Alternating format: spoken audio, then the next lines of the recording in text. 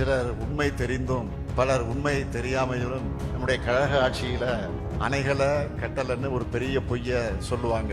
ஆனா உண்மை நிலை என்ன? நம்முடைய முத்தமிழிலும் கரை கண்ட தலைவர் கலைஞர் அவர்கள் தமிழ்நாட்டினுடைய நீர்நிலைகளை காக்கக்கூடிய செயல்பாடுகளையும் நிறைய செஞ்சிருக்கிறார்.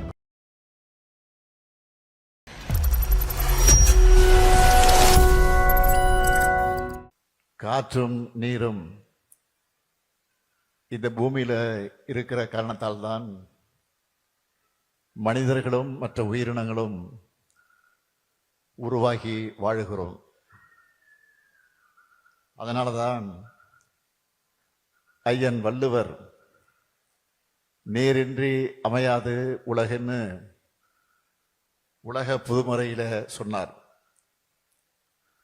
அதே போல புறநானூறுலையும் குளந்தொட்டு வளம் பெருக்கின்னு சொல்லி வேளாண்மைக்கு நீர் எவ்வளவு அவசியமானதுன்னு சொல்லி இருக்காங்க. அதனாலதான் நீர் நிலைகளை சுற்றிய குடியிருப்புகள் அமைவது பழந்தமிழுடைய மரபு. எல்லா வகையிலும் இயற்கையோட இணைந்ததுதான் தமிழருடைய வாழ்வு. அதோட தொடர்ச்சியாகத்தான் நம்முடைய திராவிட மாடல் அரசு நடைபெற்று வருகிறது என்பதை அதற்கு அடையாளமாக இந்த மாமல்ல நீர்த்தேக்கத்தினுடைய அடிக்கல் நாட்டு விழா நடைபெற்றுக் கொண்டிருக்கிறது. சென்னையின் வளர்ந்து வரக்கூடிய பகுதிகளுக்காக நம்ம அரசு செஞ்ச முக்கியமான பணியின வரலாற்றில் இந்த நிகழ்வு நினைவு கூறப்படும். பொதுவா சிலர் உண்மை தெரிந்தும் பலர் உண்மை தெரியாமையிலும் நம்முடைய கழக ஆட்சியில அணைகளை கட்டலன்னு ஒரு பெரிய பொய்ய சொல்லுவாங்க. ஆனா உண்மை நிலை என்ன? நம்முடைய முத்தமிழிலும் கரை கண்ட தலைவர் கலைஞர் அவர்கள் தமிழ்நாட்டினுடைய நீர்நிலைகளை காக்கக்கூடிய செயல்பாடுகளையும் நிறைய செஞ்சிருக்கிறார்.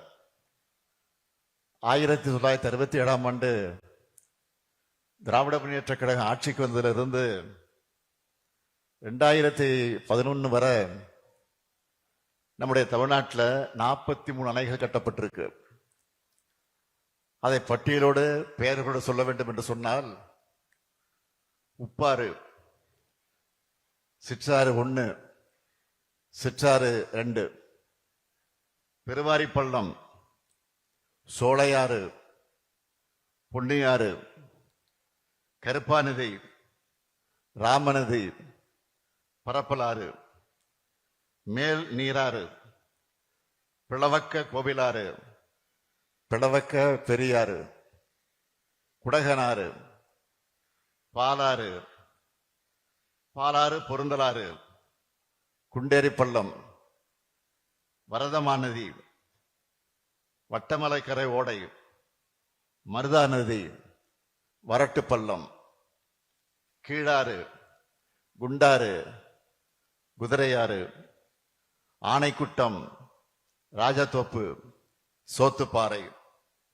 மோர்தானா நீர்த்தேக்கம், அடவி நயினார், பொய்கையாறு, வடக்கு பச்சையாறு, சாஸ்தா கோவில், கடனா நதி, நம்பியாறு, சண்முகா நதி, மிருகண்டா நதி, கமண்டல நதி, வண்டல் ஓடை, ஆண்டியப்பனூர், நல்லதங்கால், நங்கஞ்சியாறு, சிறுமலையாறு, இருக்கன்குடி, குப்பநத்தம், மாம்பழத்துறையாறு, இப்படி 43 நீர்த்தேக்கங்களை உருவாக்கினவர் தான் நம்முடைய முத்தமிழறிஞர் கலைஞர் அவர்கள். நம்ம திராவிட மாடல் ஆட்சி அமைஞ்சு நீர்வளம் பெருக்க பல நடவடிக்கைகளை நம்ம தொடர்ந்து எடுத்துக்கிட்டு வரோம். கடந்த 5 வருஷமா மேட்டூர் அணை முழு கொள்ளளவு வெட்டி குறித்த நேரத்தில் திறந்து வச்சிருக்கிறோம். 2021-25 ஆகிய 5 ஆண்டுகள்ல காவேரி டெல்டா பகுதிகளில் தூர்வாரக்கூடிய பணிகள் 459 கோடி ரூபாய் மதிப்பீட்டில் நடைபெற்றிருக்கு.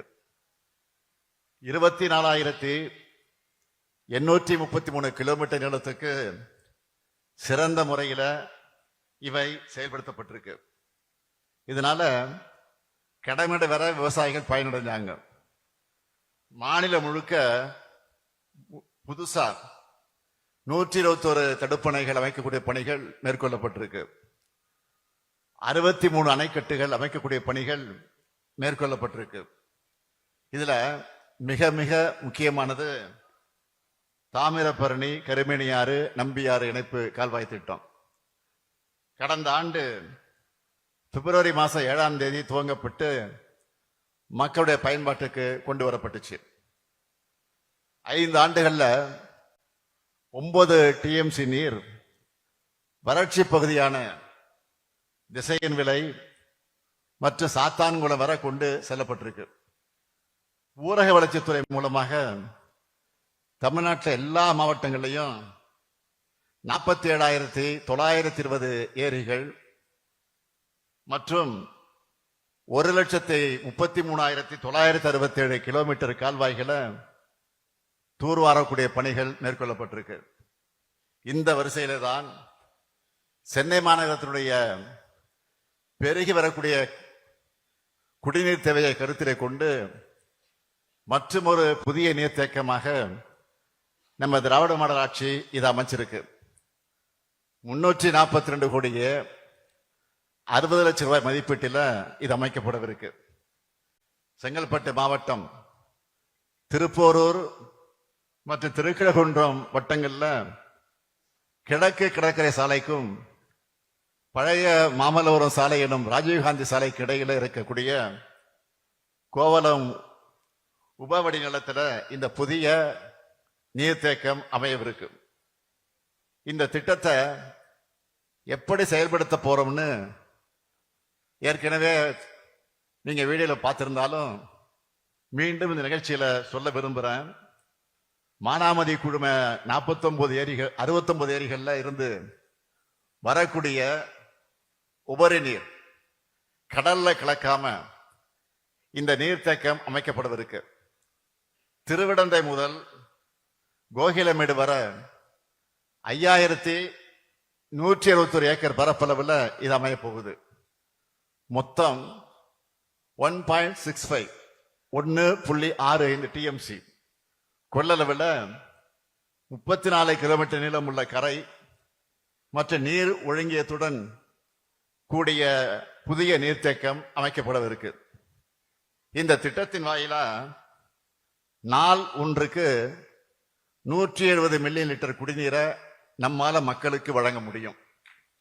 சென்னையின் புதிய அடையாளங்களாக மிக வேகமா உருவெடுத்திருக்கக்கூடிய பகுதிகளாக இருக்கக்கூடிய சோழிங்கநல்லூர், மேடவாக்கம், பள்ளிகரண, சிறுசேரி, கேளம்பாக்கம், திருப்போரூர், மாமல்லபுரம் ஆகிய பகுதிகளில் வசிக்கிற 13 லட்சம் மக்களுக்கு குடிநீர் வழங்க இது பயன்படும். சுற்று வட்டாரத்தில் இருக்கக்கூடிய திருவிடந்தை, கோகிலமேடு, மாமல்லபுரம், தண்டலம், பையனூர் ஆகிய பகுதிகளில் நன்னீரை தேக்கி கடல்நீர் உட்புகுதலை தடுத்து நிலத்தடி நீரின் மட்டம் மற்றும் அதனுடைய தரம் மேம்படுத்தப்படும்.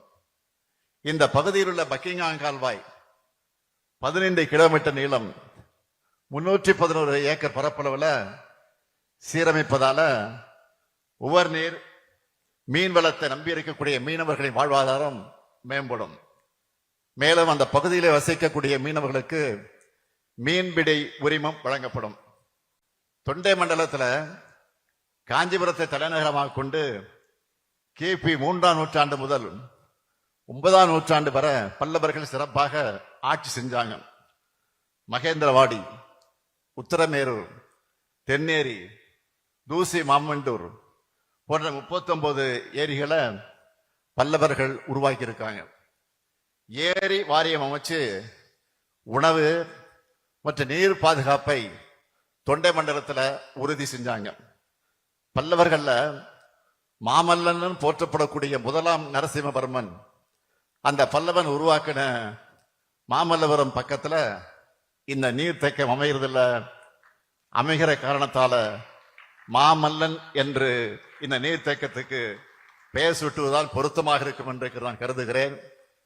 சென்னையை சுற்றி செம்பரம்பாக்கம் ஏரி, புழல் ஏரி, சோழவரம் ஏரி, பூண்டி ஆகியவை இருக்கு. இப்போ கூடுதலா மாமல்லன் நீர்த்தேக்கமும் அமைய போகுது. ஒரு நாட்டுக்கு நிதி மேலாண்மையைப் போலவே இப்பொழுது நீர் மேலாண்மையும் மிக மிக முக்கியம். அந்த நீர் மேலாண்மைக்கு மிக மிக அதிக முக்கியத்துவம் கொடுக்கணும்னு உணர்ந்து செயல்படக்கூடிய ஆட்சி தான் இந்த ஆட்சி. நீர்நிலைகளை மாசுபடாம காத்து வருகிறோம். நிலத்தடி நீரை பெருக்க எல்லா முயற்சிகளும் எடுக்கிறோம். கடல் நீரை குடிநீராக்கவும் முயற்சி செய்கிறோம்.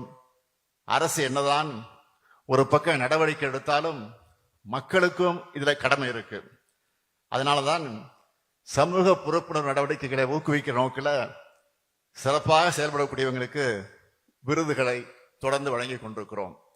நீர்வளத்துறை மற்றும் பிற துறைகளுடன் ஒருங்கிணைந்து தமிழ்நாட்டில் எல்லா மாவட்டங்களிலும் இருக்கக்கூடிய கால்வாய்கள் மற்றும் நீர்நிலைகளை தூர்வாரி பொதுமக்கள் மற்றும் விவசாயிகளுடைய நீண்டகால பயன்களை பெறக்கூடிய வகையில் நிலையான நீர்வள மேலாண்மையினை உறுதி செய்யக்கூடிய அரசு தன்னார்வ தொண்டு நிறுவனங்களை பணிகளை பாராட்டி இன்றைக்கு சிறந்த நீர் பாதுகாத்தல் விருத வழங்கியதில் நான் மிகுந்த மகிழ்ச்சி அடைகிறேன். தலைநகர் சென்னைக்காக எத்தனையோ திட்டங்களை நம்முடைய கழக அரசு செஞ்சு கொடுத்திருக்கு. அண்ணா மேம்பாலம் தொடங்கி டைடல் பார்க் வர 100க்கு மேல என்னால் பட்டியல் போட்டு சொல்ல முடியும். கடந்த 5 ஆண்டுகள்லையும் சென்னையோட முகமே மாறக்கூடிய அளவுக்கு எல்லா வகையான வளர்ச்சி திட்டங்களையும் நிறைவேற்றி கொண்டிருக்கிறோம். அடுத்தடுத்து நிறைய லைனா வரிசையா திறப்பு விழா காண காத்துக்கிட்டு இருக்கு. இன்றைக்கு நான் தொடங்கிய இந்த நீர்த்தேக்க பணி மக்களுக்கு காலந்தோறும் வாழ்வளிக்க போகுது. அந்த பெருமை உணர்வோடு என்னுடைய உரையை இந்த அளவோடு நிறைவு செய்கிறேன். நன்றி, வணக்கம்.